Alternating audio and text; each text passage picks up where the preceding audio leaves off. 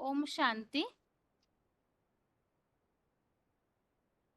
भगवत गीता श्लोक क्लास में आज के श्लोक टेस्ट के लिए श्लोक नंबर है 13वें अध्याय का 16वां श्लोक, अध्याय 13 का श्लोक नंबर 16 और 10वें अध्याय का 33वां, अध्याय 10 का श्लोक नंबर 33।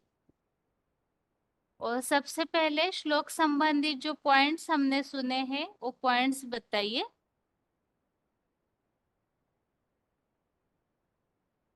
ओम शांति दीदी। ओम शांति।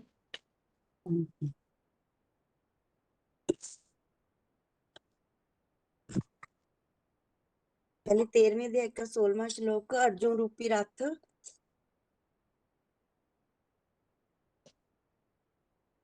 वह परम परम योग बल से अविभाज्य है। ज्ञान और योग ऐसा वह ज्ञान और योग का ऐसा भंडार है शिव जो कभी भी खूबता नहीं है। शिव के पास शिव के पास जो भी है, जो भक्ति मार्ग में भी गाया हुआ है, पूर्णमिदं पूर्णमादाय पूर्णताय पूर्णमेवावशिष्यते पूर्णस्य पूर्णमादाय पूर्णमेवावशिष्यते। विशेषता वह इस ज्ञान योग का भंडार है। ऐसा ज्ञान योग का भंडार है कि उसमें से सारा का पूरा भी निकाल लिया जाए तो भी योग की पावर निकाल ली जाए तो भी पूरा का पूरा ही बचता है। सारे धर्म पिताओं ने जो भी धर्म भी स्थापन किए हैं उनकी जो भी किसी के कंसर्न में आते हैं, ब्राह्मण धर्म का जो प्रणेता है ब्रह्मा भी है, और भी ब्रह्मा ही क्यों ना हो, क्योंकि वह ब्रह्मा में ब्राह्मण धर्म की स्थापना की है। ब्रह्मा से ही जो धर्म स्थापन है वो नीचे गिरते हैं। जैसे इब्राहिम बुद्ध क्राइस्ट है से लेकर जितने भी धर्म पिताएं हैं वह किसी देहधारियों में कंसर्न में आते हैं तो नीचे ही गिरते हैं, और इस सृष्टि पर उनका नाम जो परमात्मा है वे किसी के भी कंसर्न में आता है नीचे नहीं वे कभी नीचे नहीं गिरते। उनकी शक्ति क्षीण नहीं होती है, किसी के भी कनशरित नहीं होती है। और शास्त्रों में भी उसका गीता में भी लिखा है कि उस संसार में पाठ बजाने वाली आत्माएं दो प्रकार की हैं, एक और क्षार और एक अक्षर। जो परमात्मा है किसी के अक्षर आत्मा दो इसी सृष्टि रूपी रंगमंच पर पाठ बजाती है, सकार में भी आकर पाठ बजाती है। ऐसी पर्सनैलिटी एक शिव ही है जो किसी के संग में रंग में आकर भी शरीर नहीं होता। बाकी जितनी भी आत्माएं हैं 500-700 करोड़ वे संग के रंग में आकर नीचे गिरती है। एक शिव ही है जो मकर रथ में आता है, उस मकर रथ के द्वारा जो झाड़ के चित्र में बैठा हुआ है सभी आत्माओं को भी खींच रहा है। सृष्टि का जब विनाश होता है पर नीचे नहीं गिरता, सबको परम धाम में ले जाता है। शिव के घर में तो ले जाने के लिए, परंतु उसकी शक्ति क्षीण नहीं होती। इस श्लोक में बताया है कि जो परमपिता शिव है जिस मुकर्रर रात में प्रवेश करते हैं वो जब संपन्न बन जाता है तो वे सभी में अभिभक्त है, अभी योग बल के द्वारा अभिभक्त है। और सारी सृष्टि को जब योग बल से संपन्न बन जाता है अपनी परिधि में घेर के रखता है। और वह ब्रह्मा विष्णु शंकर जैसे उत्पत्ति करता भी है, विष्णु के द्वारा पालन करता भी है विष्णु रूप में, और रुद्र के शंकर द्वारा विनाश भी करता है। भी भी सभी आत्माओं को जो विनाश के टाइम आत्माओं को खींच कर लेके जाते हैं पर उसकी शक्ति क्षीण नहीं होती। दीदी श्लोक बताऊं? श्लोक में कौन सा वाक्य है जिस संबंधित आपने पॉइंट बताया है? ये भी कभी भी शरीर नहीं होता। श्लोक में क्या वाक्य है जिस संबंधित आपने पॉइंट बताया? परम बल परम ब्रह्म योग बल से अविभाज्य है। इसका मतलब कि सभी के कंसर्न में आता है पर उसकी शक्ति क्षीण नहीं होती। जो भी 500 करोड़ आत्माएं हैं, जैसे इब्राहिम बुद्ध क्राइस्ट चाहे ब्रह्मा भी हो, सभी किसी के कंसर्न में आके उनकी शक्ति क्षीण होती है। ठीक जो है। जिस मुकर्रर आत्मा में प्रवेश करते हैं वो भी अक्षर बन जाता है। उसकी योग सारे उसको याद तो करते हैं परंतु उसकी शक्ति क्षीण नहीं होती, सबके कंसर्न में भी आता है। ठीक है माता जी, श्लोक बताइए। अविभक्तम च भूतेषु विभक्तम इव च स्थितम, नहीं अविभक्तं च भूतेषु विभक्तं च स्थितं भूत भित्रं च तत् ग्रशिष्णु प्रविष्णु च। वह ठीक है। परमब्रह्म योग बल से अविभाज्य है और विभिन्न प्रकार के सभी प्राणियों में विभक्त हुआ सा रहता है। वैकुंठ में प्राणियों का पालन पोषण करता है। पुरुषोत्तम संगम युग में संहार करता महारुद्र है और शास्त्रों में उत्पत्ति करता ब्रह्मा गंतव्य है। इसलिए सदाशिव ज्योति समान बने शंकर का मूर्ति रूप काशी कैलाशी वासी सारी चतुर्युगी रूप संसार में सदा ही है। वह सदाशिव बाबा सृष्टि में सदा कायम है, परंतु उसको कोई भी वो अव्यक्त रूप भी उसको कोई भी जानता नहीं। वह सृष्टि पर सदा कायम तो है, परंतु उसको भी गुप्त रूप में ही रहता है। ठीक है अ, माता जी। दूसरा श्लोक बताऊं? बताइए।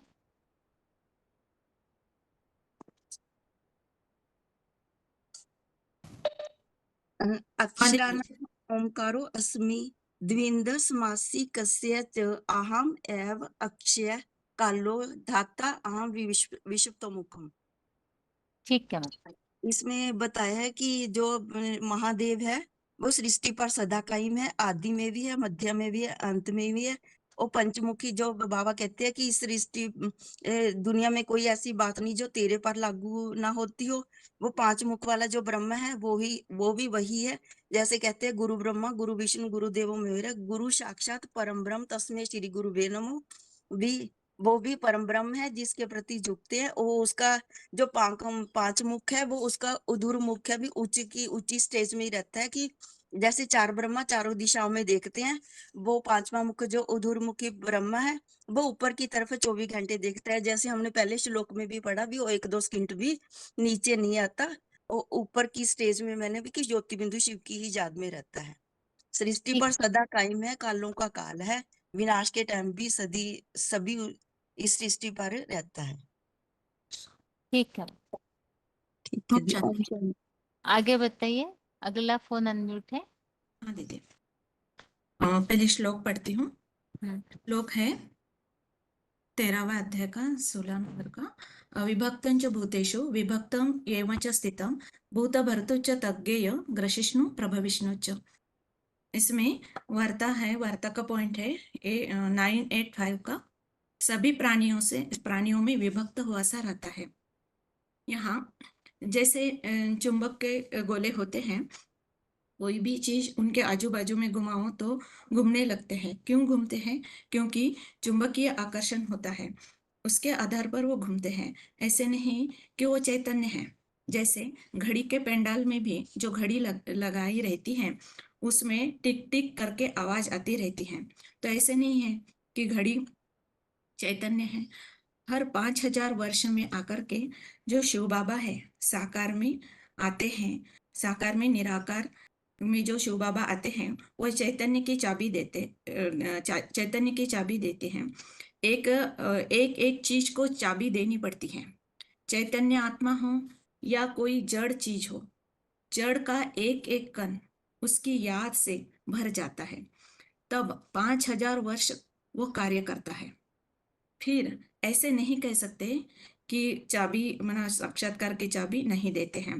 परमात्मा सर्वव्यापी नहीं है, उसकी याद सर्वव्यापी है।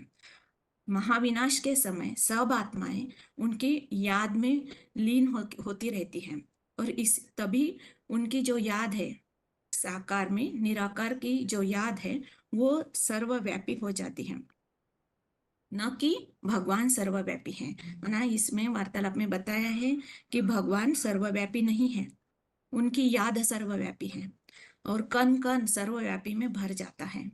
तो जड़ हो या चेतन हो, चैतन्य हो, हर एक चीज में वो जब तक चाबी नहीं भरते तब तक उनका 5000 साल का कार्य भी चलता नहीं है। तो अभी का समय है जो पुरुषोत्तम संगम युग है, जिसमें परमात्मा शिव साकार में निराकार जो आए हैं वो हमको अभी ज्ञान और योग बल की चाबी भर रहे हैं और हर एक आत्मा उनकी वो भरी हुई चाबी 5000 साल तक चलती रहेगी, ऐसा इसमें कहा गया है दीदी। आपने और जो पॉइंट बताया उसमें श्लोक में क्या वाक्य है? हाँ दीदी, इसके लिए श्लोक में वाक्य है। सब भूत भर्तुश्च दग्गेय तद्गेय ग्रशिष्णु प्रभा विष्णुच्च। नहीं, बस हिंदी वाक्य ही बताइए, उसमें किस वाक्य संबंधित ये पॉइंट बाबा ने बताया है। सभी प्राणियों में विभक्त हुआ सा रहता है। हाँ, विभक्त हुआ सा मतलब क्या?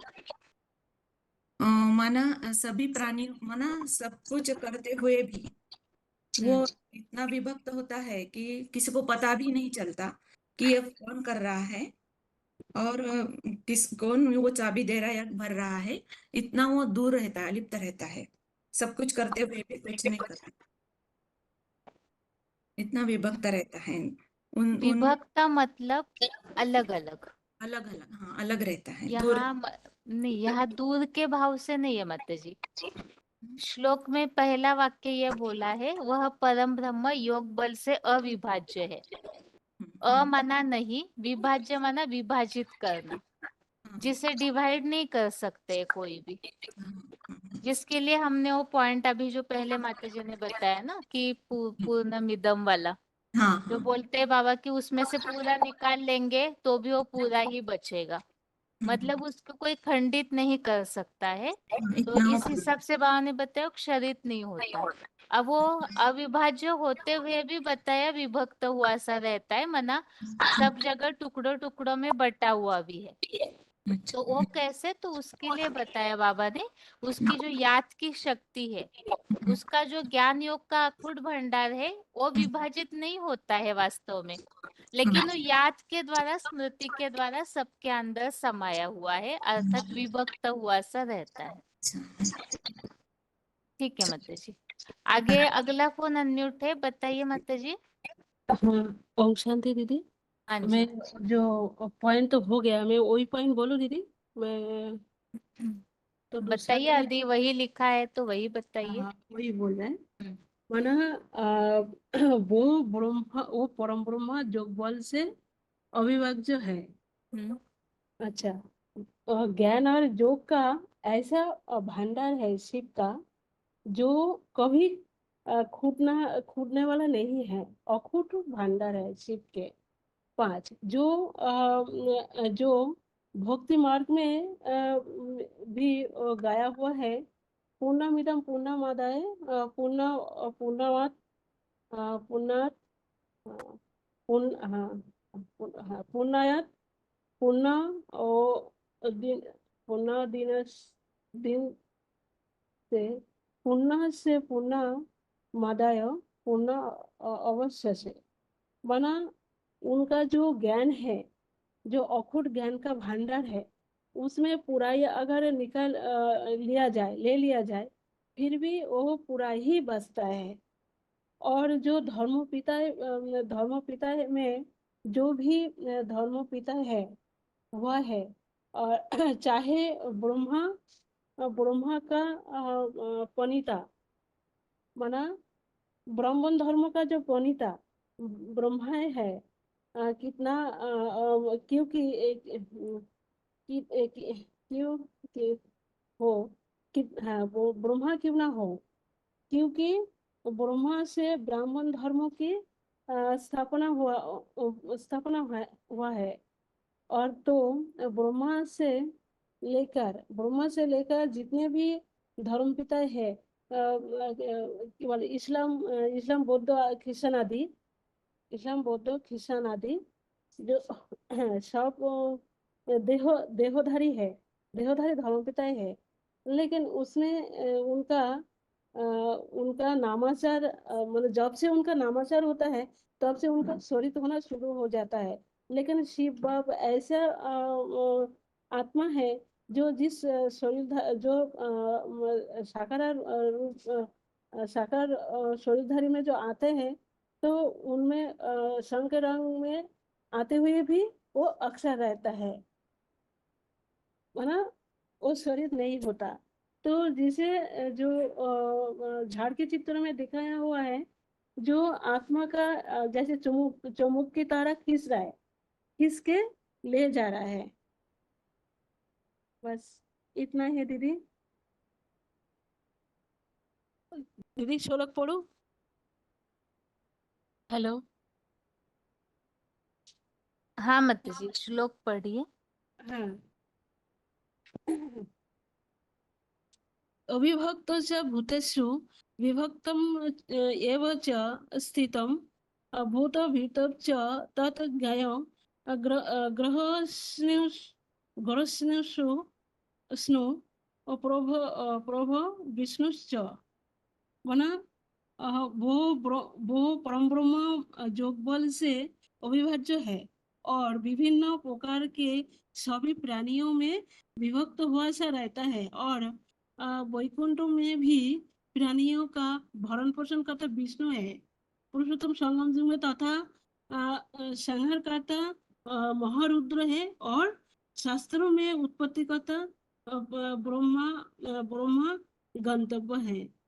माना एक फुटनोट भी बोल रहा है, इसीलिए सदाशिव ज्योति समान बने शंकर का काशी कैलाशीवासी मूर्ति रूप सारी चतुर्युगी रूप संसार में सदा गुप्त ही रहता है, गुप्त ही है।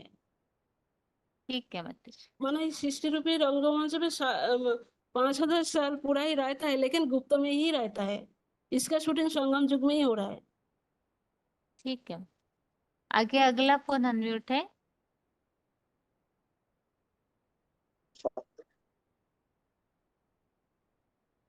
27/4/62 फोन अनम्यूट है।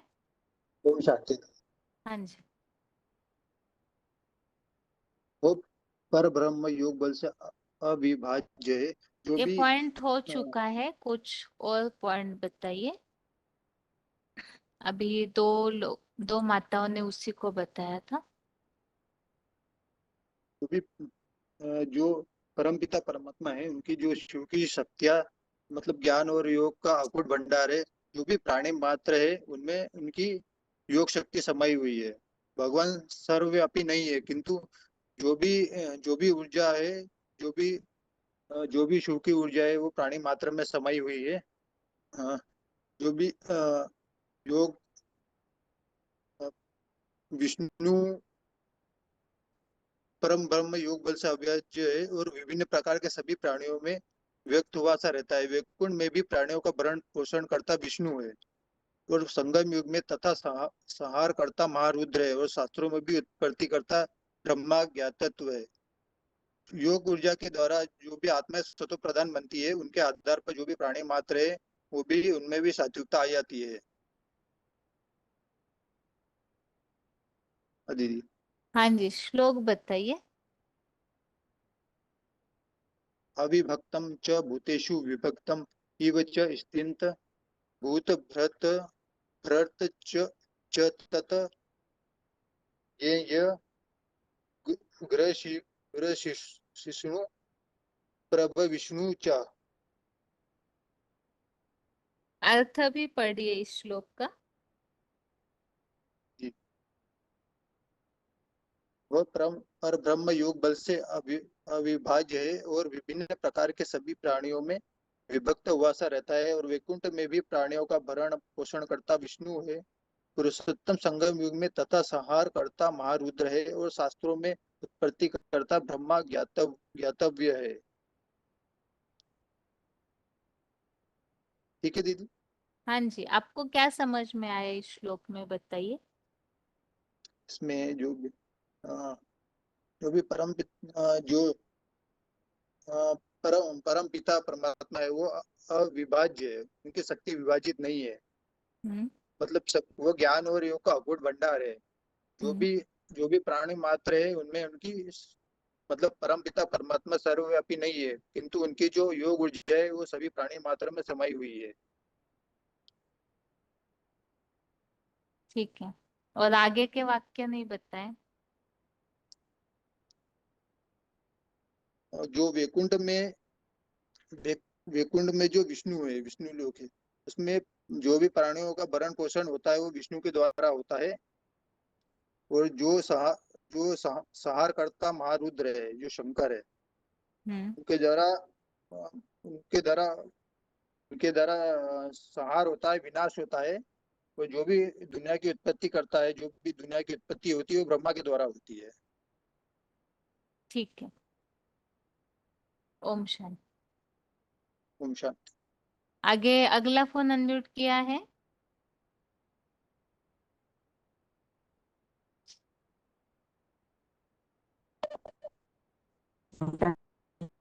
ओम शांति माता जी।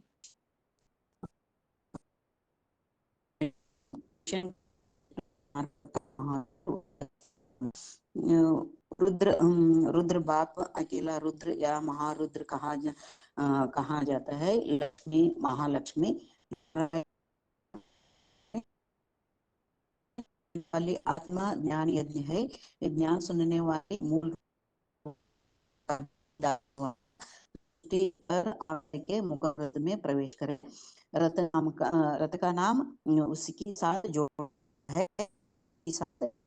शिवशंकर के महारुद्र बने, योगी बने, बुरा भी योगी नहीं बने। स्थापना की कार्य करेगा नहीं करेगा, काम करेगा।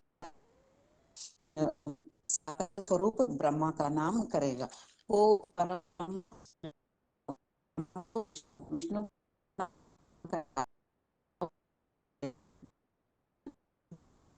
सब कलाश होगा। विनाश आत्माभिमानी बैठेगी। आत्माभिमानी बनी हुई है, उनको पहले उठ गया। और आत्माभिमानी बनेगा, सबको उसको छोड़ देना, सब बनाना। जो भी बानी 500 700 करोड़ दुनियाएं सब आत्माभिमानी बन करेगा। शरीर छोड़ गया, आत्मा मूल वतन में परम धाम से चले गए।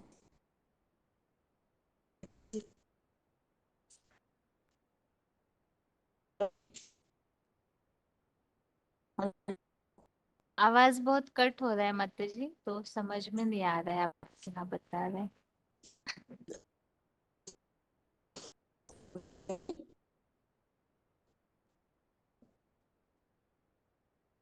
हेलो। हाँ जी माता जी। हेलो। हाँ हाँ, माता जी। बोल रहे बहन जी। तो आवाज कट कट हो रहा है ना, तो आपके शब्द पूरे समझ में नहीं आ रहे हमें। हाँ ओम शांति बहन जी। हाँ रुद्र माता जी। बाबा के हाँ बहन जी बताऊँ। 10वें अध्याय का बताए माता जी। 13वें अध्याय का काफी बार हो गया। पॉइंट बताना माँ। हाँ, 10वें अध्याय के पूरे श्लोक में क्या बात मुख्य बताई हुई है उसे बताइए। ओके माँ। दी पहले वीसीडी पॉइंट बताऊंगी। वीसीडी पॉइंट में काल चक्र में सदा हाजिर कालों का काल महाकाल, ये पॉइंट बताऊंगी माँ। बाबा ने बताया है कि इस पॉइंट में सत्य सदा काल रहता है। जो आत्मा इस दुनिया में पूरे 84 जन्मों का चक्र का पाठ बजाता है, वो ही सदा काल सत्य है। मानो तीनों कालों में सत्य है। वो हीरो पाटदारी इस दुनिया में सदा ही रहता है। इस दुनिया में सदा कायम कोई चीज नहीं है, सदा कायम एक शिव बाबा ही है। उसकी यादगार शंकर का रूप गाया हुआ है ना।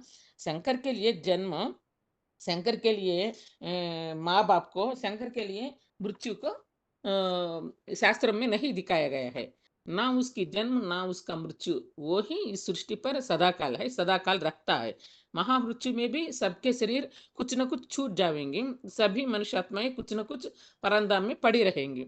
वो एक ही आत्मा है, मनुष्य सृष्टि का बाप। वो इस सृष्टि पर महामृत्यु के समय में भी कायम रहेगा। वो कालों का काल है, महाकाल है, उसको कोई काल खा नहीं सकता। महामृत्यु के समय में भी नहीं खा सकता। गीता में भी कहा गया है ना, ना सतो विद्यते भावो ना भावो विद्यते सतः। जो सत्य है उसका इस दुनिया में कभी अभाव नहीं होता है। विनाश काल में भी अभाव नहीं होता है, लोप नहीं होता है। इस प्रकार इस पॉइंट में बताए गए हैं। बाद में क्या बताना बहन जी एक विषय है। मुझको 13 अध्याय में ये पॉइंट आया है ना, विभक्त हुआ सा रहता है सभी प्राणियों में। इस पॉइंट में बाबा ने बताया है ना, अविभाज्य होने पर भी वो सभी प्राणियों में विभक्त हुआ सा रहता है याद की शक्ति के आधार पर। लेकिन इसके लिए 2 उदाहरण दिया है ना बाबा ने। पेंडुलम का उदाहरण प्लस 2 उदाहरण, चुंबक का उदाहरण दिया है ना। इसका अंतरार्थ क्या है माँ, ये उदाहरण देने के लिए वो बताइए माँ बहन। मैं वो पॉइंट पढ़ूंगी, वो एक्सप्लेन कीजिए बहन जी आप। ओके। हाँ, पॉइंट पढ़िए मतलब। हाँ, आकाश में दो सूर्य और चांद को दिखाते हैं, वो तो जड़ है। पृथ्वी भी जड़ है। जड़ होने पर भी पृथ्वी सूर्य का चक्कर कैसे कर सकती है? इसके समाधान बताते हुए बाबा ने एग्जाम्पल दिया कि चुंबक के गोले लेने पर चुंबक के गोले दोनों तरफ लगा दो, और कोई चीज उनके चारों तरफ घुमाओ, तो वो घूमने लगेगी। वो कैसे घूमती है? चुंबकीय आकर्षण है ना, उस आधार पर घूमती है। इसका मतलब यह नहीं कि वो चैतन्य है। घड़ी का पेंडुलम लगातार चलता रहता है, चलता है, टिक टिक भी करती रहती है। तो टिक टिक करती है तो बोलती भी है, चालती भी है। तो यह नहीं कहेगा कि घड़ी चैतन्य है। कैसे? वैसे ही 5000 वर्ष के बाद बाबा को इस सृष्टि पर सभी आत्माओं को बाबा की याद की चाबी देनी पड़ती है। चाहे ये वाक्य भी मुझको नहीं मालूम हुआ मां, चाहे चैतन्य आत्मा हो, चाहे जड़ चीज हो, सृष्टि का एक एक एक कण उसकी याद में बच जाता है। वह याद की शक्ति फिर 5000 वर्ष काम करता है। इस प्रकार परमात्मा सर्वव्यापी नहीं है, उसकी याद सर्वव्यापी है। परमात्मा उस याद की बल के द्वारा सब प्राणियों में विभक्त हुआ सा रहता है। अविभाज्य होने पर भी परब्रह्म में आने के बाद उसकी याद की शक्ति के द्वारा विभक्त हुआ सा रहता है।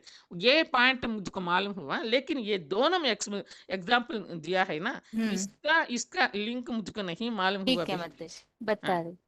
ओके माँ। इसमें पहली बात तो चुंबक का उदाहरण बाबा ने दिया है। हम्म चुंबक यहाँ है शिव बाबा, हम्म और चुंबक के आकर्षण में सभी प्राणी चलते रहते हैं।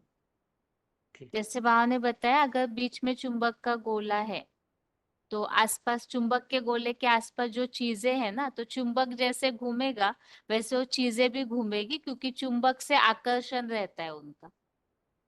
हम्म आपने कभी देखा है, जैसे चुंबक के आसपास आप सुई को हाँ रखिए तो हाँ चुंबक घूमेगा तो सुई उसको खींचने की ओर ऐसे हो जाता है। तो हाँ, इस तरह से यहाँ बाबा ये बताना चाहते हैं कि शिव बाबा चुंबक है और बाकी जो आत्माएं हैं वो सब उनके आकर्षण में घूमती है आसपास। हम्म जिनमें ज्यादा आकर्षण होगा ईश्वर के प्रति तो आत्माएं उतनी नजदीक खिंचावट होकर के आती रहेगी। इस हिसाब से बताया। ये ओके। उदाहरण समझ में आया?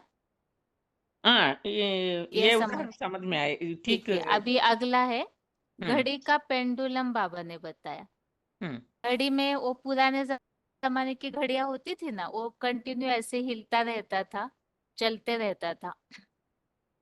घड़ी चलती है ना, घड़ी के कांटे चलते रहते हैं ना, मूवमेंट होता है ना। ओके। मूवमेंट होता है। तो हम्म घड़ी वास्तव में तो जड़ है ना, चैतन्य तो नहीं है, नहीं है। लेकिन चलता है। तो किस हम्म आधार से चलता है? तो किसी ने पूछा बाबा को, बाबा घड़ी को तो चाबी दी जाती है, तो इस हम्म, आधार से घड़ी चलती है। वास्तव ओके। में घड़ी तो जड़ है, लेकिन हम्म चाबी देने से चलती है। तो इसी हम्म तरह से हम आत्माएं भी क्या है, जड़ है वास्तव में। तो हम्म, हमारे में चैतन्यता कब आती है? जब शिव चैतन्य बाबा याद की शक्ति से याद की चैतन्यता शक्ति आती है। भरती है। नहीं हम्म तो आत्माएं तो सब जड़ है। तो वो याद की शक्ति जैसे भरती है, माने चाबी भर गई, और वो हम्म चाबी ही फिर 5000 साल चलते रहती है। तो जिसने जितनी याद की शक्ति भरी उतना समय तक वो सुख भोगते रहेंगे, चैतन्यता में सुख भोगेंगे, शांति को भोगेंगे। और जैसे जैसे वो चाबी याद की खत्म होने लगती है, मतलब कमजोरी आने लगती है आत्मा में, तो जड़ होने लगते हैं। जड़ होना माना पत्थर बुद्धि। पत्थर बुद्धि होने से फिर पाप करने लगते हैं, गलतियां करने लगते हैं। हम्म, ठीक है बहन जी। आत्मा ही चैतन्य है, चित्त शक्ति जिसे हमने समझा ना थोड़े श्लोकों के पहले। हम्म तो वास्तव में आत्मा में वो चैतन्यता आएगी भी कहाँ से? तो परम पिता की याद की ताकत से। तो ओके। इसीलिए बताया कि ये आत्मा है। जैसे चुंबक भी, चुंबक के आकर्षण से चीजें घूमती है। घड़ी का जो कांटे हैं वो चाबी के कारण घूमते रहते हैं। इसी तरह से हम आत्माएं भी 84 जन्म में भगवान की याद की शक्ति के द्वारा पार्ट बजाते हैं। अन्यथा बिना याद की शक्ति के सभी जड़ है इस सृष्टि में। तो भगवान ही एक वो है जो सबके अंदर उस चैतन्यता को भरते हैं। इसीलिए बताया कि वास्तव में भगवान सभी में बटे हुए नहीं है, लेकिन उनकी याद की शक्ति जो है वो सब में बटी हुई है। नंबरवार जिन्होंने जितना याद किया, अपने अंदर उस शक्ति को खींचा, तो आत्माएं उतना लंबे समय तक चलते रहती। ओके माँ, अच्छी तरह मालूम हुआ बहन जी। ठीक है माँ। ठीक है माता जी। ओम हाँ। शांति। ओम सत्य बहन जी, श्लोक बताओ। बताइए। 16 श्लोक है ना। अविभक्त भूतेषु विभक्तमिव च स्थितं भूतभर्तृ च तज्ञेयं ग्रसिष्णु प्रभविष्णु च। 10 का श्लोक है। अक्षराणाम् अकारास्मि द्वन्द्व सामासिकस्य च अहम् एव अक्षयः कालो धाता अहं विश्वतो मुखः। ये श्लोक ही है ना। हाँ जी, ठीक है। ओके बहन जी, थैंक यू ओम बहन जी। शांति। हाँ जी। Thank you. हाँ, आगे 24,568 माता जी, 10वें अध्याय को ही जो श्लोक या पॉइंट आपने लिखा होगा तो उसे बताइए। 10वें अध्याय के पॉइंट ये अभी लिखे है बाबा, कल लिखवाए थे ना, वो लिखे है बाबा। ठीक है माता जी, बताइए। तो इसमें से बताऊं ना, तो बताइए। श्लोक के साथ पढ़ूं या पॉइंट ही बताऊं? श्लोक बताइए, पॉइंट तो वैसे बता दिए हैं सभी ने। नहीं, एक दो पॉइंट है मेरे पास, अक्षर और अक्षर के वो क्या होते हैं माता जी? कौन सा? अक्षर वो अक्षर, दुनिया में दो प्रकार की आत्माएं हैं, एक है क्षर और दूसरी है अक्षर। तो एक ही शिव है जो मुकर्रर रथ के द्वारा सभी आत्माओं को आकर्षित कर रहा है, जो कभी क्षरित नहीं होता, और सभी आत्माएं क्षरित होने वाली है। फिर बाबा ने वो बताया था कि सदाशिव ने शंकर का मूर्ति रूप संसार में सदा गुप्त है, जिसने अव्वल नंबर में याद किया उसका नाम शिव के साथ जोड़ा जाता है। तो मंदिर में शिवलिंग के रूप में दिखाया है, वो हीरो पाठधारी की यादगार है। फिर बाबा ने वो फुटनोट में बताया है ना, इसलिए सदाशिव ज्योति समान बने शंकर का काशी कैलाशी वासी मूर्ति रूप सारी चतुर्युगी रूप संसार में सदा गुप्त ही है। और दीदी क्या बताऊं दूसरा आपने बोला? ठीक है श्लोक माता जी, पढ़ो। श्लोक पढ़िए। हाँ। हाँ। अविभक्तं च भूतेषु विभक्तं इव च स्थितं भूत भर्तु च ततज्ञेय ग्रसिष्णु प्रभविष्णु च। तो भावार्थ है, वह पर ब्रह्म योग बल से अविभाज्य है और विभिन्न प्रकार के सभी प्राणियों में विभक्त हुआ सा रहता है, और वैकुंठ में भी प्राणियों का भरण पोषण करता विष्णु है।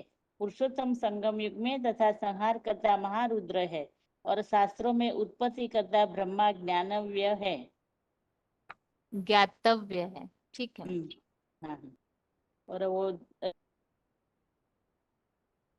आगे अगला फोन अनम्यूट है माता जी। 10वें अध्याय के श्लोक में जो बातें हैं उससे बताइए। 10वें अध्याय के श्लोक में पहले श्लोक पढ़ूं दीदी? हाँ, पढ़िए। अक्षराणाम् अकारास्मि द्वन्द्व सामासिकस्य च अहमेव अक्षय कालो धाता अयं विश्वस्तो मुखः। इसमें बताया गया है दीदी कि जैसे पंचमुखी महादेव के बारे में बताया गया है कि जैसे 5 मुखी महादेव दिखाया गया ना, 5 मुखी महादेव में बताया गया है कि जो ऐसी कोई बात नहीं जो तेरे पर लागू ना होती हो। वैसे तो एक मुखी है उसमें शंकर का, लेकिन जो और है वो तो 4 भुजाएं हैं, वो चारों दिशाओं में है। जो चारों दिशाओं में है तो वो चारों दिशाओं में, लेकिन उनको चलाने वाला तो वही है ना। इसलिए भले ही उसमें जगदम्बा सरस्वती ब्रह्मा बाबा या लक्ष्मी वाली आत्माएं हैं, तो भी इनको चलाने वाला तो वही है। तो भुजाओं को चलाने वाला जो हुआ तो उसमें उनका तत्व मौजूद है, यानी कि वही बात आई ना कि इसमें कोई ऐसी कोई बात नहीं जो तुझ पर लागू ना होती हो। तो उनके भले ही 84 जन्म होते हो तो भी चारों भुजाओं का तत्व उसमें समाया हुआ है, इसलिए पंचमुखी वही महादेव है।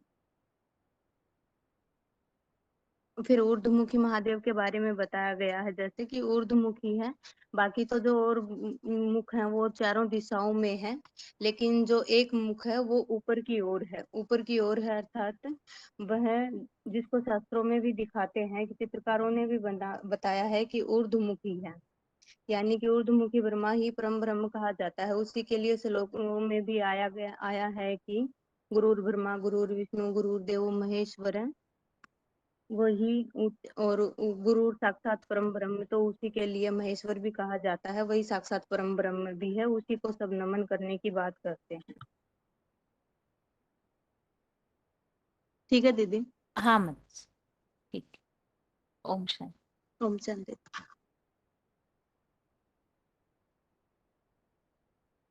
अभी 10वें अध्याय में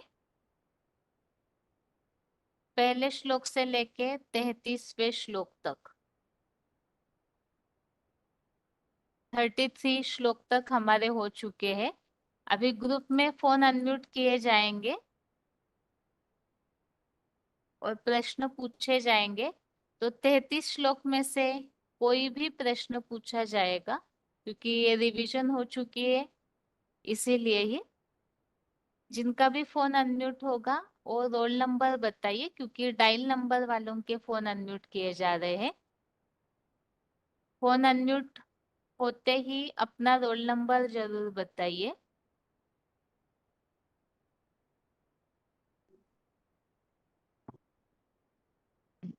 अनम्यूट होने का आवाज आता होगा, फोन अनम्यूट होते ही रोल नंबर बताइए अपना।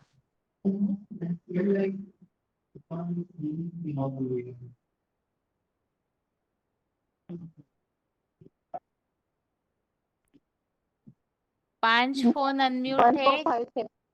हाँ जी, ओम शांति दीदी। पहले 14579। हाँ, आगे बताइए। रोल नंबर बताइए आगे जिनका फोन अनम्यूट हुआ है।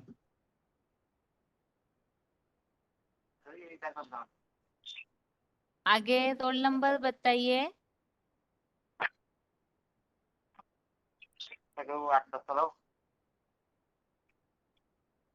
आगे रोल नंबर बताइए।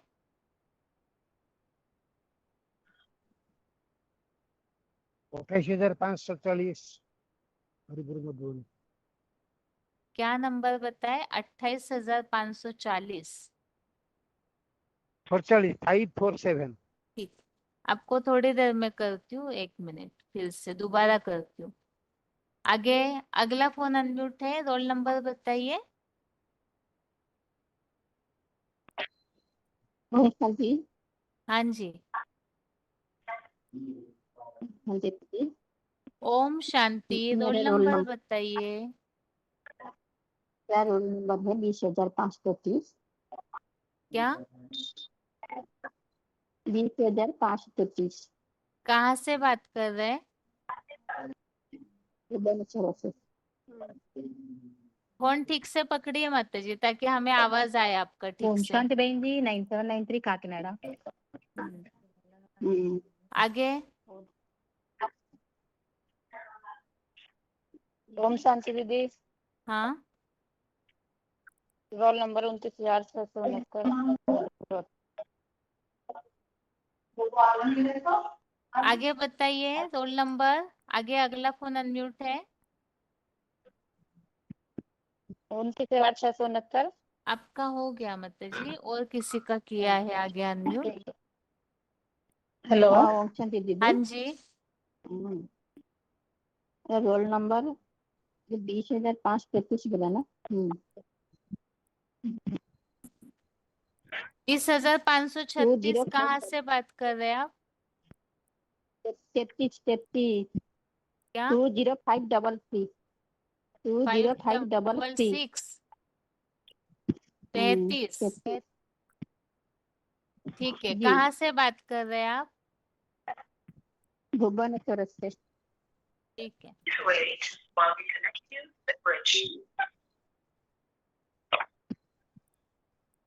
हाँ। जो 10 का पेपर बोले।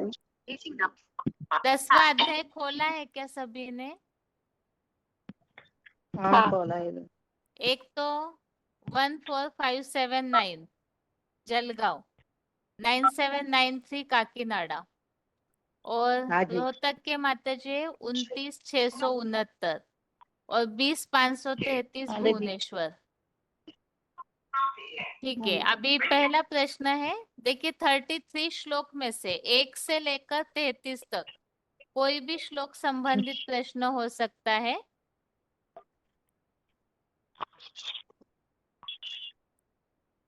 अभी पहला प्रश्न ये है, रोहतक के माताजी आप बताइए, भगवान स्वयं आकर के अपना परिचय देते हैं, इस बात के लिए, इस 10 पॉइंट के लिए हाँ। कौन सा श्लोक है? ये है भगवान 10 का 15। बताइए, श्लोक बताइए। स्वयं एवं आत्माना अद्भित्तामान व्यत्यर्था तत्वम पुरुषोत्तम भूत भवान भूतेश देवो देव जगतपते है। ठीक है माताजी। भुवनेश्वर के माताजी 20533। माताजी, भगवान अर्जुन को विभूतियों का ज्ञान क्यों देते हैं? भगवान ने अर्जुन को या हम सभी को भी गीता ज्ञान में विभूतियों संबंधित बातें क्यों बताई हुई है?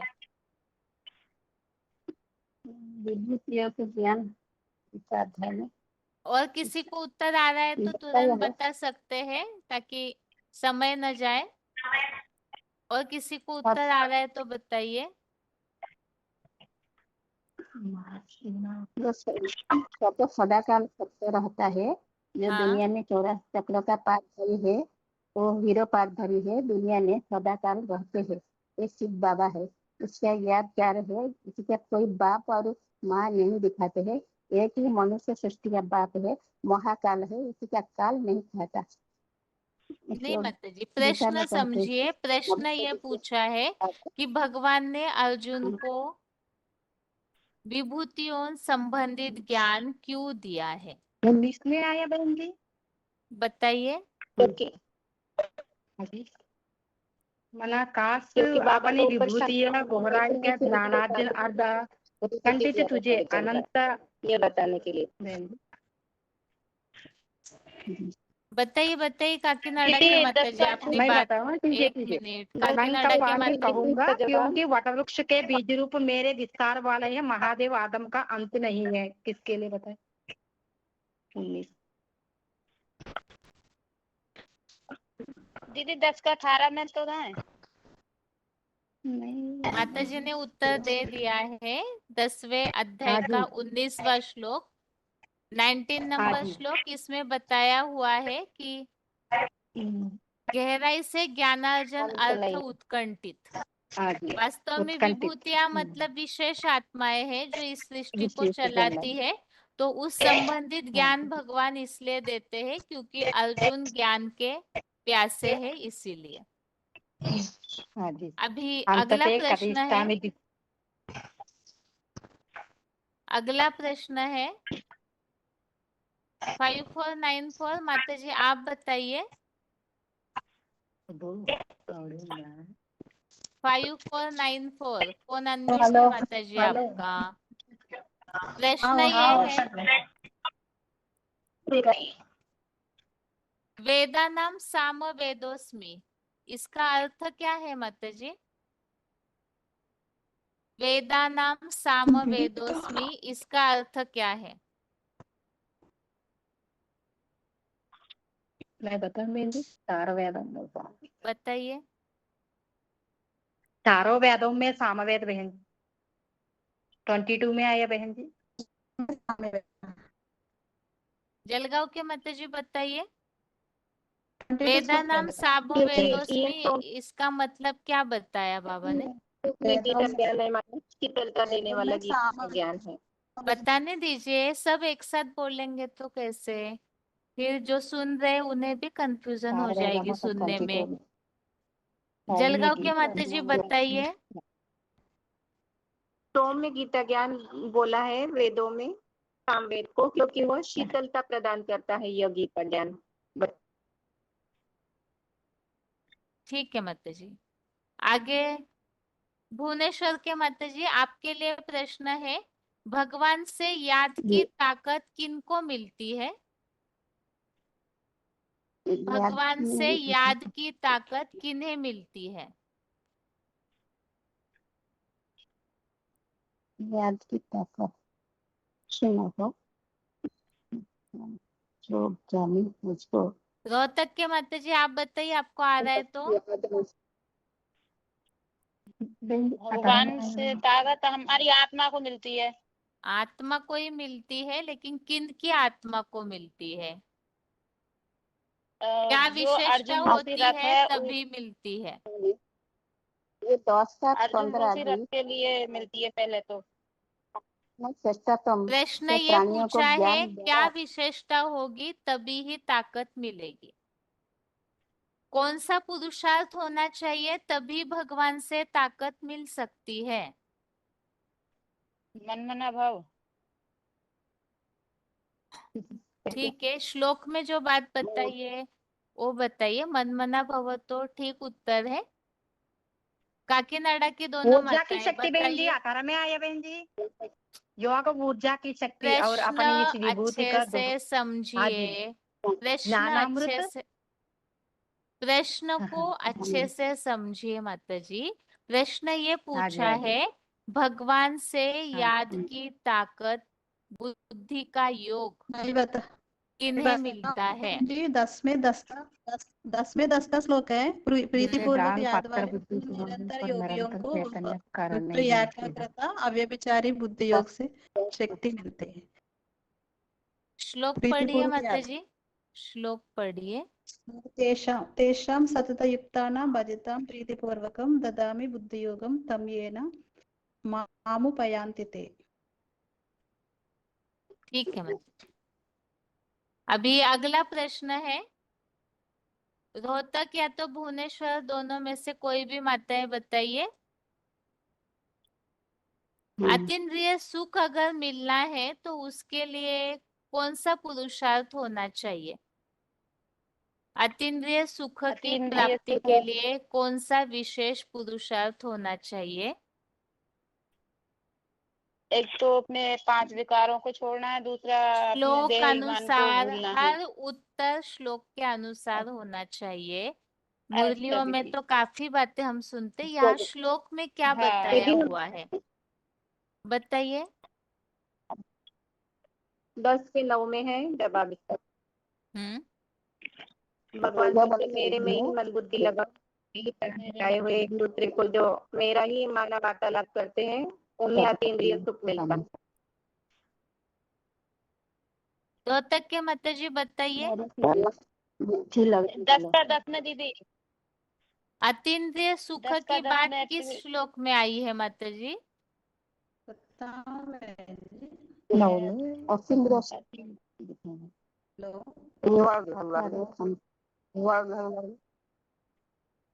आपके ही ग्रुप में अभी जिनका अनम्यूट है फोन, जब वो उत्तर बता रहे हैं उसी समय श्लोक में ध्यान देना चाहिए। अभी पहले तो 10वें अध्याय का 10वें श्लोक का प्रश्न था, हाँ 10 तुरंत ही उसके ऊपर वाले श्लोक का प्रश्न इसलिए पूछा ताकि नौ में उत्तर आया बहन तुरंत जी, पता सदा चले। अतीन्द्रिय सुख में रमण करने वाला हाँ 10 का 9 में संतोष दीदी। पाते हैं और 10 का 9 को बताया माता जी ने। ददन्ति बुद्धि जगम ततएव माम उपधारन्ति। आगे भुवनेश्वर रिपीट मन नहीं बुद्धि को कीजिए, मन बुद्धि आगे लगाने वाले प्रश्न सदा मेरे नहीं करना। आगे भुवनेश्वर की माता जी बताइए आप उत्तर। भगवान को कोई भी नहीं जानते हैं, ये बात किस श्लोक में आई है? भगवान को कोई भी नहीं जानते।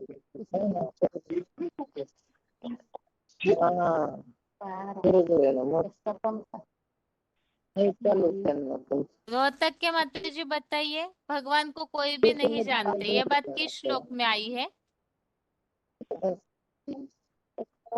ऐसे है बाकी लड़की दोनों माताएं आपस में ही बात करेंगे, आप तो कैसे सुनाई देगा? नहीं नहीं बहन जी, मैं नहीं बात करना बहन जी। किसका आवाज आ रहा है फिर? भुवनेश्वर, ठीक है माता जी, आप बताइए माता जी, उत्तर बताइए। बताइए 54 या 9793 बताइए। 2 में आया बहन जी, 2 में आया बहन जी।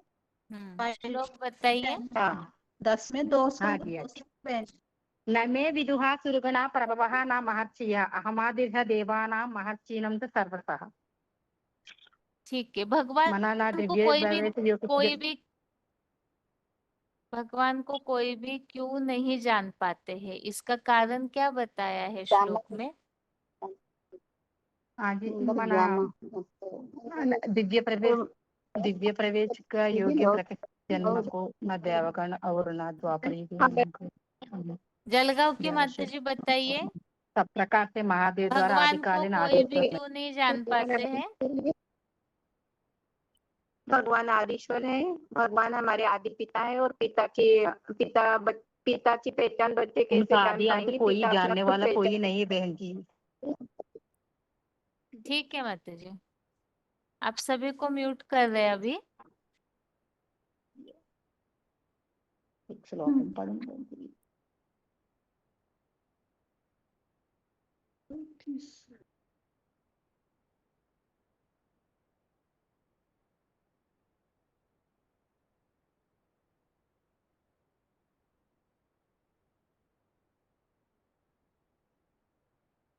आगे अगला फोन अनम्यूट किया है, अपना रोल नंबर बताते जाइए जिनका भी फोन अनम्यूट हो रहा है।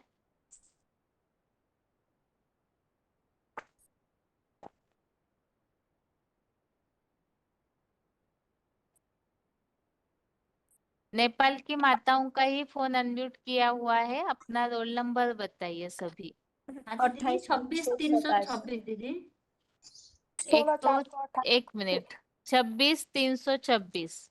हाँ जी दीदी। हाँ दीदी क्या बताना है? मेरी एक तो मिनट अभी माता जी, लाइन में रहिए, लाइन में रहिए। हाँ जी आगे 16 488। हाँ जी दीदी। हाँ, आगे 16 743। और किसी का फोन अनम्यूट है? 28 287। आप भैरवा के है ना माता जी? हाँ भैरवा की। और 16 488 माता जी आप? हम दोनों ही भैरवा के है दीदी। ठीक है। और 26 387 गर्ज मुनि है ना माता जी? हाँ जी 26 326 26 लास्ट में। हाँ 26326। ठीक है। और 16743 माता जी आप कहाँ के हैं?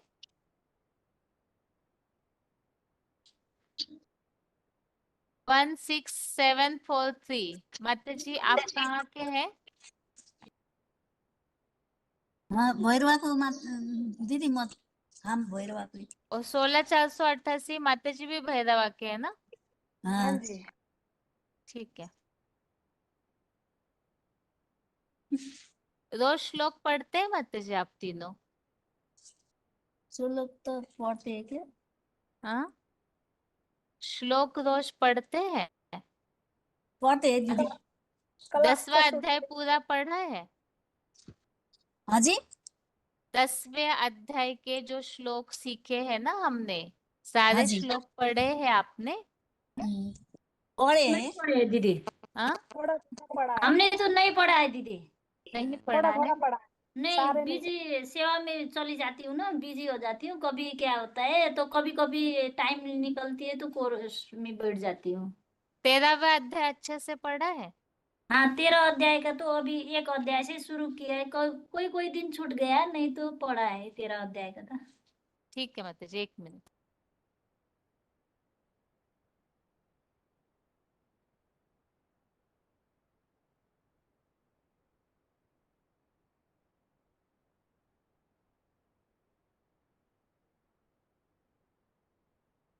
अभी 10वें अध्याय के उत्तर दे पाएंगे माता जी आप?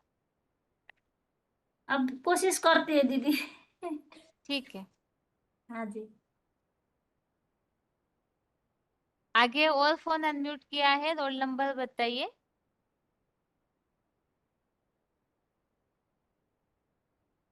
22,554 दीदी। 22,554। ओम शांति। आगे और एक फोन अनम्यूट किया है।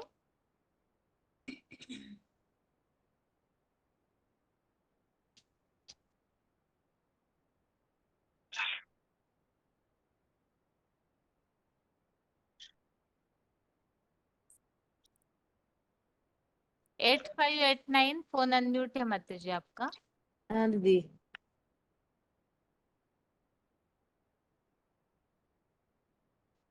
नेपाल के जो माताओं का फोन अनम्यूट है। माता जी थोड़े बहुत श्लोक पढ़े हैं या नहीं 10वें अध्याय के? अभी जैसे रिवीजन चल रही है उन श्लोकों को तो सुना ही होगा ना? हाँ जी, हाँ जी। हाँ, रिवीजन में ही थोड़ा पढ़े, पहला तो नहीं पढ़े थे मैं तो। ठीक है माता जी।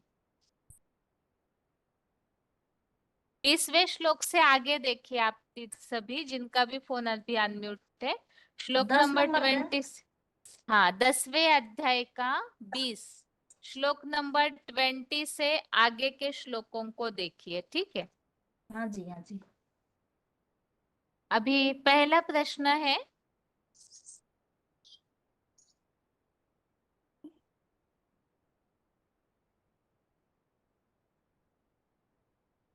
यह श्लोक में एक विभूति का नाम बताया है जिससे बाबा बताते हैं कि यहाँ जो भी हम पाप कर्म करते हैं ना, तो उन पापों की सजा देने वाला है।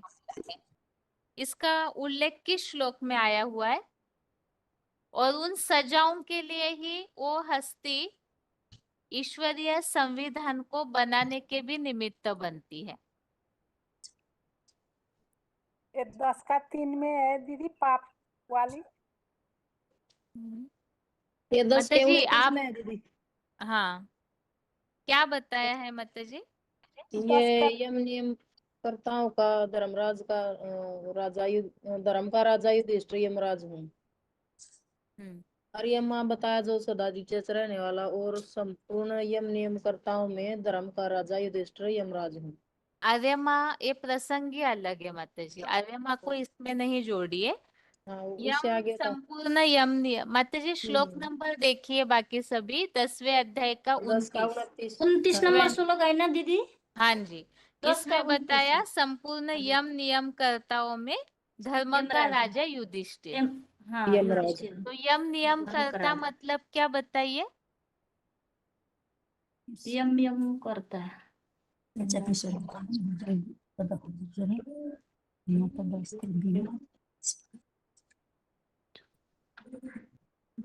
माता जी बताइए यम नियम कर्ताओं में